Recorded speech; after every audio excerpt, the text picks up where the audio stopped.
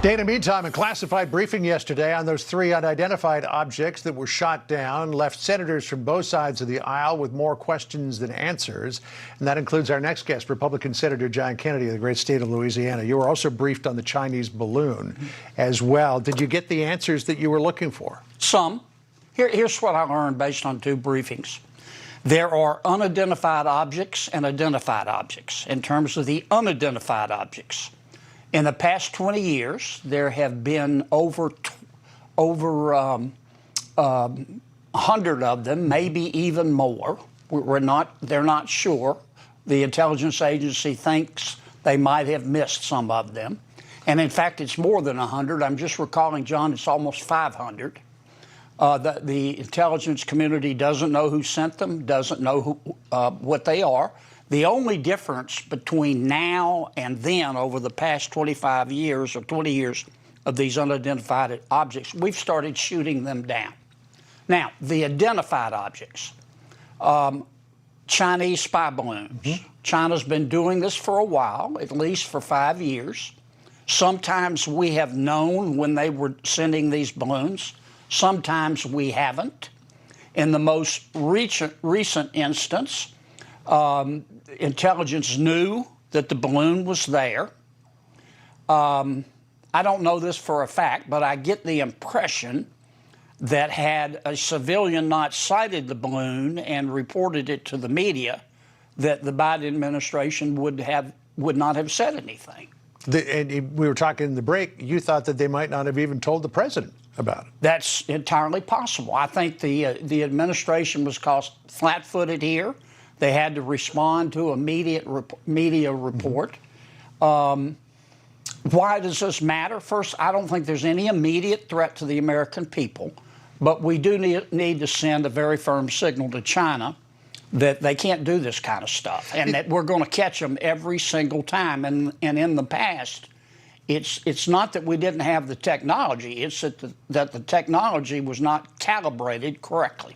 Our Jillian Turner reported a couple of weeks ago when she was joining me on set here that we knew a long time in advance that this thing was being filled. It was going to be launched from Hainan Island, and then we watched it track all the way across the Pacific Ocean. Now, the Washington Post just matched that reporting today. But if, as you say, the intelligence community had not said anything about this, let it float over the United States, would they have been able to prevent China from scooping up signals intelligence and taking all the pictures they wanted of sensitive sites? Good question. The intelligence community and the Biden administration have said that once the balloon entered the American territory, it jammed the balloon's ability to relay information back to China. I know that we were flying U-2s up near it. Is that how they jammed it? Did they jam it from communication? So presumably, they weren't immediately as worried about it as perhaps some think they should have been. So do you believe that our intelligence agencies were jamming transmissions from that balloon as it traversed the United States the entire way? I believe they say they were. I don't know how, and I don't know how they judge success in that allegation. I do know this, though. As they say, the cow is now out of the barn. I think the president, this administration has a tendency to ignore problems and ignore issues.